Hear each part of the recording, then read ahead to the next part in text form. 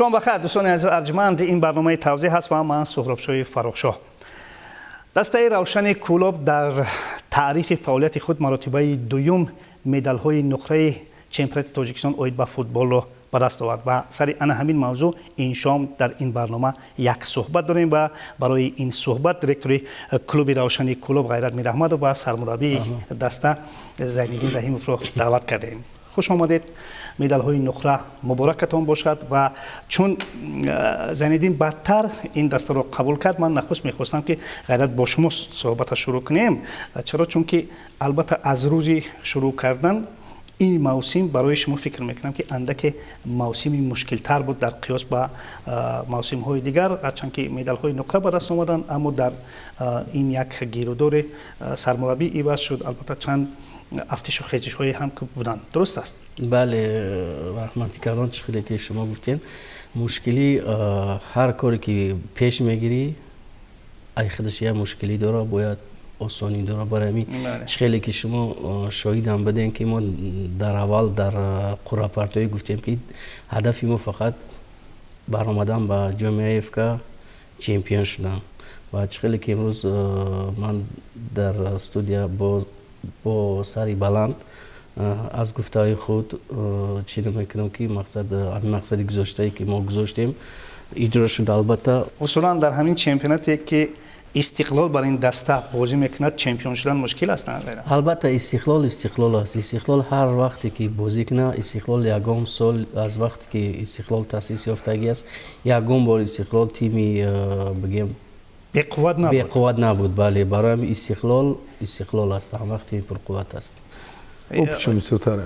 من فکر میکنم که این چیزی خوب هم هست برای اون که رقابت است. رقابت است. بعد شخصا من خودم از روزی که یک علاقه اختار میدونم که یک نامبرداری تاجیکستان است استقلال، چندی بار در بله لیگ چمپیون ها و جام افریقا بازی کرده است.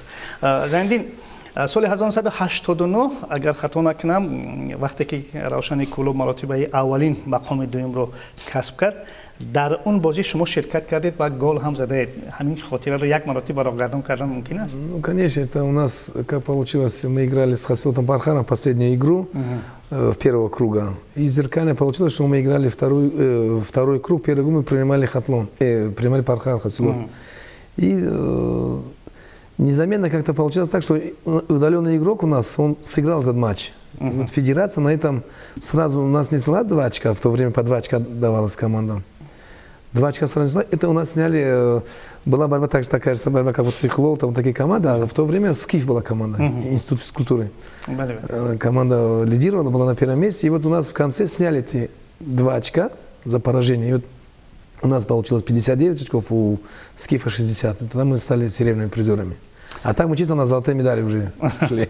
خب ببینید که بعد چندین سال اون زمانی که شما به حیث یک بازیگر مدال های نقره رو به دست آوردید و امروز همچون سرمربی دست، چی احساسی است؟ Какие ощущения? Ну вот видите, как сказать, и игроком был второе место, и сейчас тренером. Да, ну тренером я стал уже после, это другой вопрос уже будет, а так, ну ощущение почти как, те времена и эти времена. Там у нас игралось, в те года игралось без легионеров. Чистые, вот команды были чистые свои, как говорится, свой продукт. Понимаете, это вот сейчас после развала Советского Союза пошли легионеры, а в то время у нас это такая радость была. Даже у нас наш начальник, как сказать, вот Хармон Зардаков был. Мы сразу после этого поехали круиз в Болгарию. Он нас отправил, в том числе он сам тоже с нами поехал. Это было классно. امسال موسم با فرمت نو بازیده شد. خب چگونه قبول کردین این فرمت؟ خب در این فرمت شما مقام دوم را گرفتید. من نمیگم که از فرمت البته وابستگی داشت، به هر صورت چه نگاه و اندیشه دارید وابسته به این فرمتی که گذاشت؟ خیلی که پیش که ما قید کردیم فوتبال همه فوتبال برای من شخصا همچون فوتبال باز گذشتگی، همچون مربی گذشتگی نوازی، همچون دیرکتور کلوب برای من فرقی نداره که فرمت خیلی است دیگر است. برای وقتی که تیم رو میسازی در پیش خود یک هدف میمونی.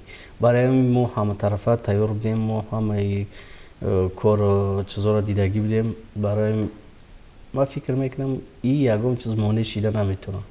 کدام قسمتی همین موسم مشکل بود برای شما؟ البته قسمت دوم مشکل تر بود. چرا؟ برای که قسم دوم همی چمپیون تاجیکستان ما همگی فکر میکنم 9 اچکو گرفتیم. 10 اچکو گرفتیم. 9 امتیاز. امتیاز. برای همین خیلی بازی مشکل هم بدن که ما خیلی چی هم شدیم، عصبی هم شدیم برای که در پیش ما گفتی گپا چی گذاشته بود، وظیفه گذاشته بود. البته برای ما نخواستیم که ما در پیش مخلصای خود در پیش مخلصای خود که ما وعده دادیم که ما با جام افکان میبریم. برای همین چخیلی که شما خودتان میدونین تیم روشن کلوب 4 سال در لیگ یکم بازی میکرد. بعدی با لیگ یکم با لیگ اولی برآمدن علاقه ما صاحب جام تاجیکستان شدیم. بله. بازی راحت گرفتیم با افکا و 1 سال پس با این باز راحت گرفتیم با جام افکا. برای ما فکر میکنم که این یک چیزی بزرگ است. بله در کس خیلی نویل نمیشه. خب رحمت به همه مخلصان و بازیگران سرمربی و مربی و همین من تیم که همه کسا کار کردیم یک جای یک دیگه فهم کردیم. غیرت برای روشن همه وقت مخلصان کمک میکردن بویژه در میدان خود. البته با روشن همه وقت مخلصان رو در همه میدان های حریف دیدن ممکن است، اما بویژه در کلوب آرینا آنها خیلی شماره زیاد میآیند. خب از یک قسمت موسم شما از میدان خود محروم شدید. خب این مشکلی دیگر ایجاد نکرد؟ البته مشکل خیلی مشکل بود. میدان ما میشید شاید که ما جای یکم رو میگرفتیم. شاید 90% که وقتی که در میدان خود بازی میکنی اما وقت مخلصانی خودت است. برای همین با ما خیلی ضرر رسون. شاید سببش هم باشه که ما دیم گرفتیم.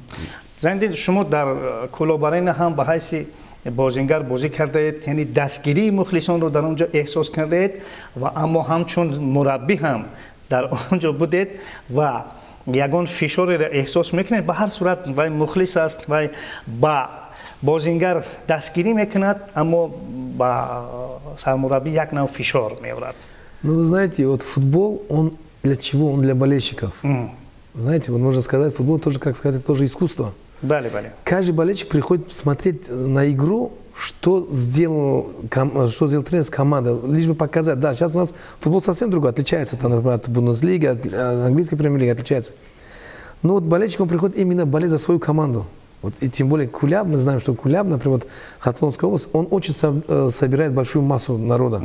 Не только там с Куляба, да, вы представляете, вот с Кулябского региона там приезжают болельщики, это ужас. Вот поэтому, да, вот как сейчас отметил Гайрат, что жалко, что не играя на своем поле.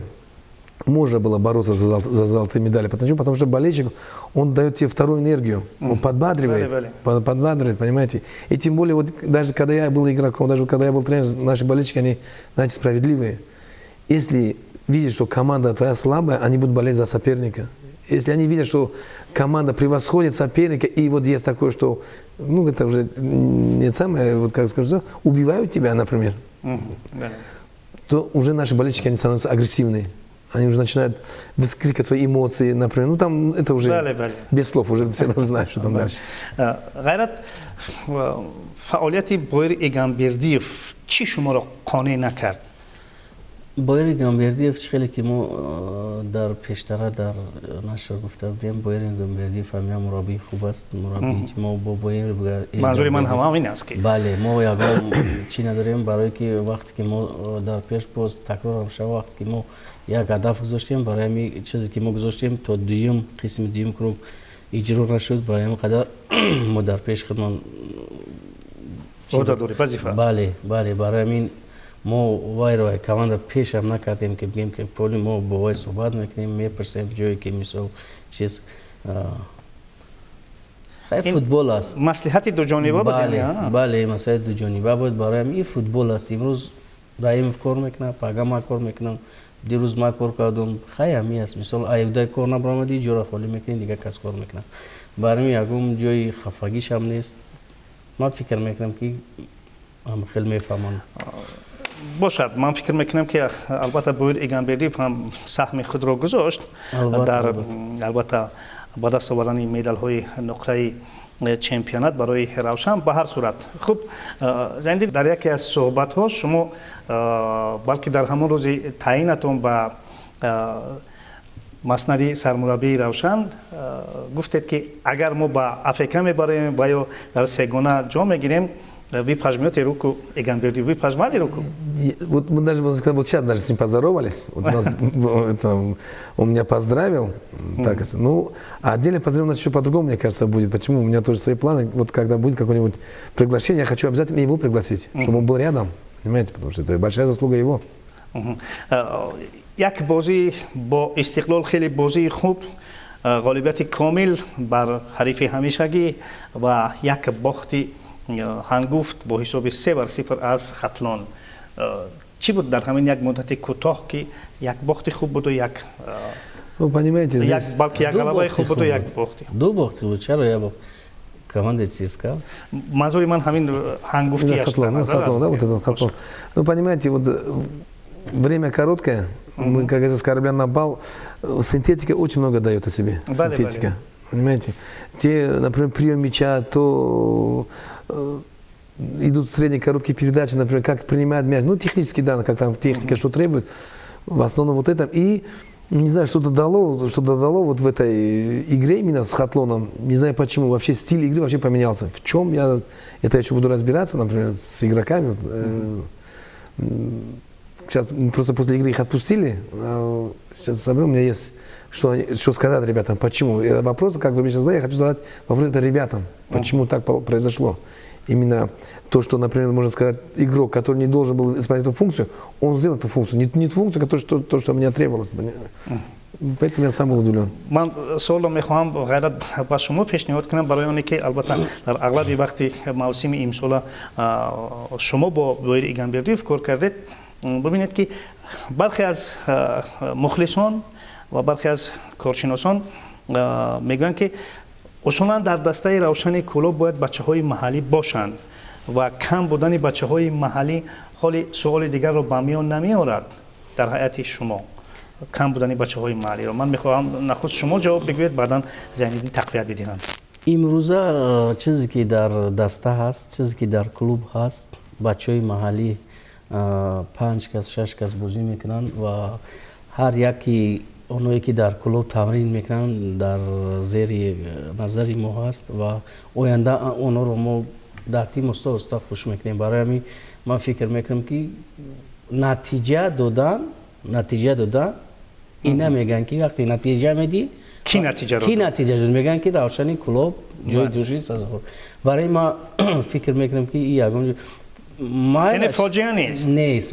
Албатта нест. Барои ҳамин я вақтҳои мисол бозӣ мекарда кай Зайниддин, мо бозӣ мекардем, дигар кас мо ҳаракат мекардем ки дар тим бағалтем. Агар ҳамин ҳаракатҳо бисёртар шава, албатта Зайниддин, Боира, дигар касон даъватшон мекунам. Чӣ ба не бошад.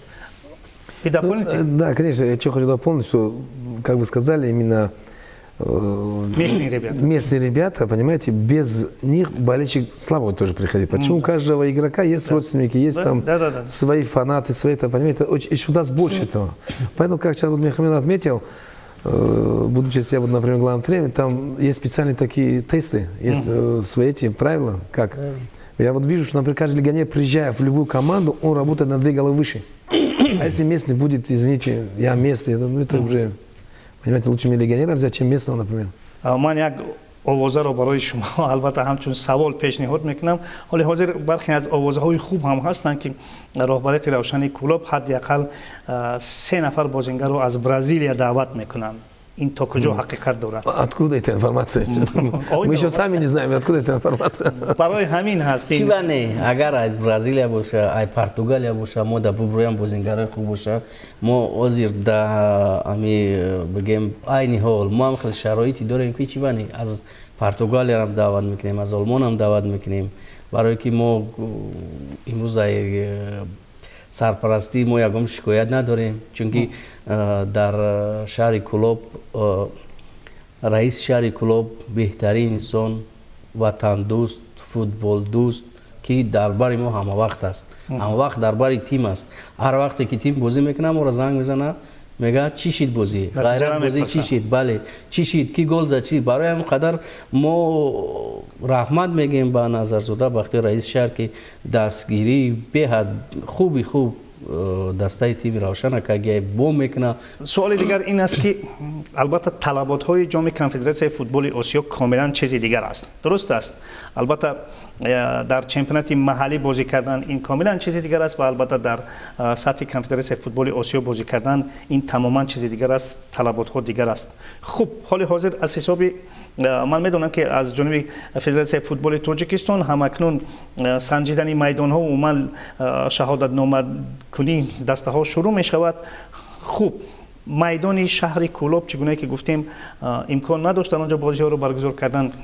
барои баргузорӣ барои қабули бозиҳои ҷоми конфедератсияи футболи осиё омода хоҳад шуд ё на? албатта мо нақша дорем ки аз моҳи декабр аллакай нақшаро кашидагем ки майдона ба дараҷаи як баланд бояд нусоз кунем ки дар майдон ҳам табло бошад, ҳам ҷои нишасти хуб бошад, ҳам майдон асос хуб бошад. Барои ҳамин мо бо сарпарасту аллакай маслиҳате кардем ки мо майдона бояд дар як сатҳи кунем ки бозиҳои АФК-ро мо дар майдони худ бигзаронем. аммо ҳамин гуна шуданаш мумкин аст ки масалан аз ҷониби конфедератсияи футболи осиё ҳамаи ҳамин бозиҳо дар як ҷо ҳамчун як гурӯҳӣ баргузор мешаванд, на ин ки дар Тоҷикистон. Да, это пока еще неизвестно. Так может быть, да? Может быть, в том году же так было. Например, Сихо поехал в одну группу играл. бале айсоби ҳамун ковид буд ва фикр мекунем имсол бозӣ ҳам хонагӣ мешавад ҳам бозӣ. манзури мо ҳам ҳамин буд ки аз ҳисоби ҳамин коронавирус бозиҳо дар як ҷо баргузор мумкин аст дар Тоҷикистон баргузор гардан ва дар майдони дастаи Равшан дар шаҳри Кӯлоб. чаро не мумкин аст, чаро не? бошад. аммо албатта аз як ҷониб омода кардани майдон, аммо аз ҷониби дигар футбол дар маҳаки асосӣ аст. хуб дастаро чӣ гуна бояд омода кард барои ҷоми конфедератсияи футболи осиё ва ман ҳам фикр мекунам ки ҳамакнун дигар Равшан ба ҷои дуюм қаноат намекунад, дуруст аст? барои Равшан албатта чемпионӣ дар кура, чунки ин шиор аст барои Равшан ки ҳама вақт бояд барои чемпионӣ мубориза барад.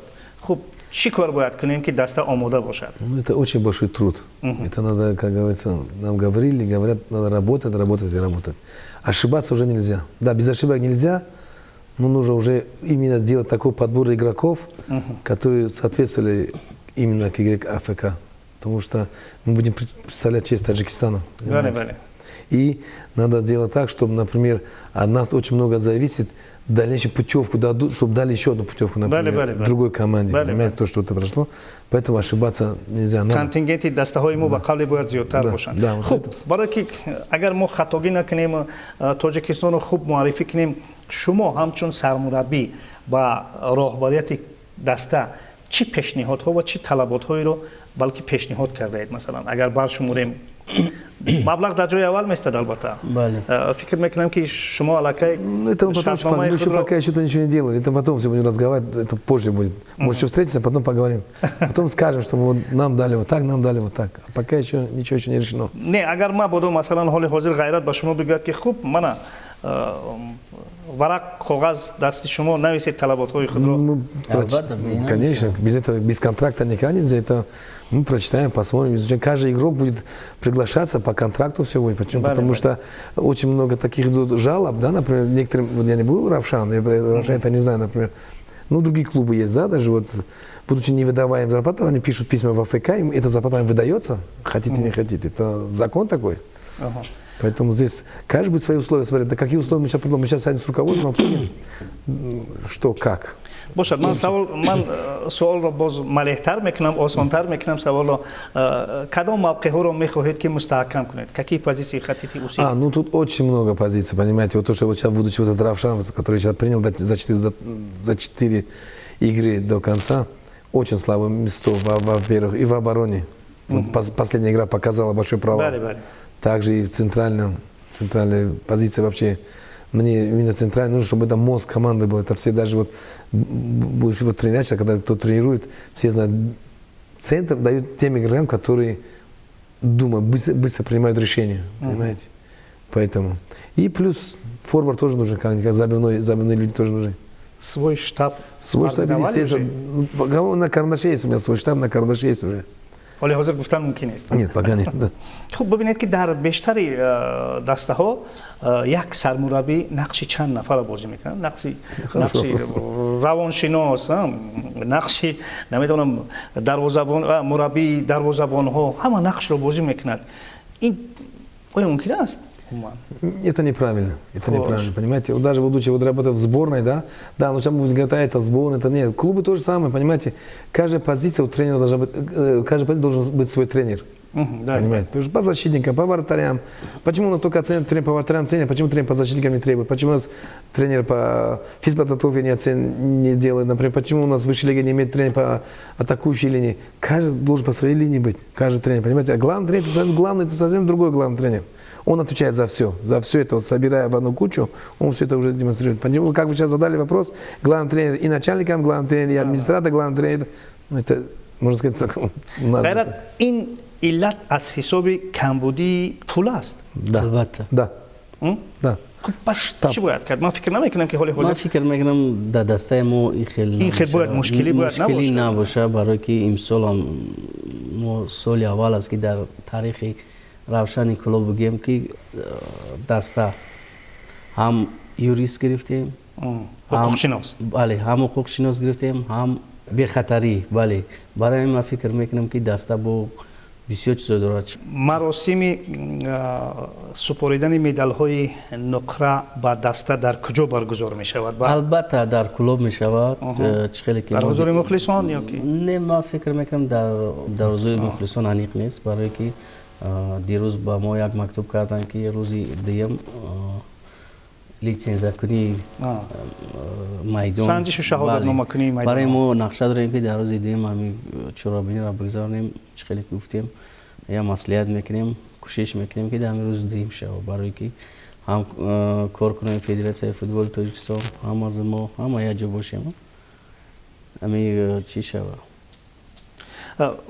غیرت سوال اصلی و اصولی این البته سرپرست است. سرپرست شما خیلی دستگیری کرد امسال، سالهای پیشین هم. مطمئنا این سرپرست از موسم آینده هم دسته رو دستگیری خواهد کرد. برای آن به چه خاطر میگویم؟ البته طلبات های جام کنفدراسیون فوتبال آسیا دیگرند در اینجا. البته کم کم به قول باید در اونجا مبلغ لازم می شود و رفت و آمد و مثلا تعمیر میدان و باز البته دستگیری های دیگر خلاص اینجا خراجات ها دیگرتر هم هستند. من فکر میکنم ما این چیزا گذشتیم، باری اول نیست. برای سال 2012 هم 13 هم نی، سال این 22 این سال هم سال گذشته هم همین خراجاتی که ما در سرپرست حاجی شریف کرد، من فکر میکنم که اگر در تاجیکستان اگر یکم استقلال باشه دیگه مهم برای همین خیلی ها به کمبودی نمیشه و یکم وقت کمتر معاش دیرتر میشه و این یکم جای چی نیست. برای همین ما تیاریم سرپرست ها با ما تا زیر یکم کمبودی ندارن، سرپرستی میکنن، برای که حاجی شریف نقشای کلان داره که در کلوب اکادمی فوتبالی روشن کلوب باید ما بسازیم، باید باز یک تالاری دیگه بسازیم، برای میدان را سر تعمیر کنیم. برای همین بسیار چیزای خوب در پیش داره، برای همین تا امروز با ما یگام چیز نشده است. خوب، من میتوانید با مخلصان خود عرض منتداری کنید یا از آنها دعوت کنید که در موسم آینده هم دسته را دستگیری کنید. من تلویزیون در اختیار شما، منبر در اختیار شما. البته مخلصای روشن کلوب بهترین مخلصا هستند که در شکر هستند، مخلصایی که ایسالی زندین رایم بازی میکنن، ایمون سالو تازه را مخلصی میکنن. در شکست ریختی دسته همه وقت هستن، ما اونو را همه وقت حرمت میکنیم، همه شهر حرمت میکنیم. نه که با هسته مخلصایی که در رسانه ها می نویسنن چی وای خیلی چیزی، ما در رسانه ها لایف میبریم، قطعی مخلصا گپ میزنیم مستقیم. ولی برای همین هزار رحمت با مخلصا که سالای دروز ما را مخلصی میکنن، از کلوب می آمدن بازی را مخلصی میکردن.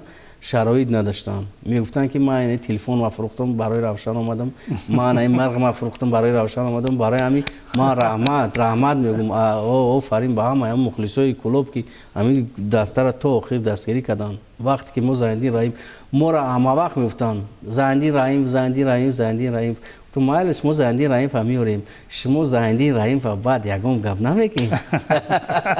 وقتی که یکم بود برای رحمت به همه مخلصا. من پیش از آن که با زیندین امکان بدهیم که با مخلصان مراجعت کنند یک چیز دیگر هم میخواستم بپرسم، چون ما از اول شروع کردیم، از همان چیزی که شروع کردیم میخواهم با همین انجام کنم. در فرخور با حاصلات بازی کردند، زیندین گل زد و اون البته بازی رو شرح دادن. خب اکنون حاصلات دیگر باره به لیگ عالی برگشت. از نگاه شما همین دربی چگونه خواهد شد؟ Ну вот, да, правильно заметили, что Пархар тоже возвратился в высшую лигу. Сейчас это будет, как говорится, опять дерби. Ну, тоже будет зависеть от состава, понимаете. Сейчас, как говорится, Пархар, можно сказать, как новорожденный ребенок. Сейчас они вот только будут укрепляться на ногах, кстати, а у нас задача другая, у нас задача АФК. Но все равно борьба будет. Будут те же болельщики. Устухонбанди, он достан, бачаҳои клуб аст. Борьба будет. Но это борьба будет дружественная. Бозингарон дастаи равшан. Да. یعنی یک بازی خیلی خوبه انتظار شدن ممکن است. باشد. زیندین با مخلصان چی گفتنی هستی؟ Я хочу поблагодарить кулябских болельщиков. Во-первых, я, как говорится, я не первый раз в Кулябе, я играл. Мы собирали такую массу болельщиков. Вы знаете, вот даже вот сейчас, можно сказать, он стоит на Холоковом поле. Чубук, когда ты сидишь, Чубук мекна, Брамки Равшан Бози Дура. Я поблагодарить хочу болельщиков, понимаете, это без болельщиков, футбол не без болельщиков, понимаете. Вот было вот такое, что вот болезнь, понимаете, вот пандемия была. Что были рисунки на трибунах, рисунки были, что как будто сидят люди. А футбол, знаете, без болельщиков. Да. Потому футбол для болельщиков. Они, приходя на стадион, они хотят увидеть свою команду комбинационную. Поэтому я хочу поблагодарить болельщиков. Им здоровья, во-первых, удачи. Мы будем стараться показать им хороший футбол. بسیار عالی، بسیار خوب.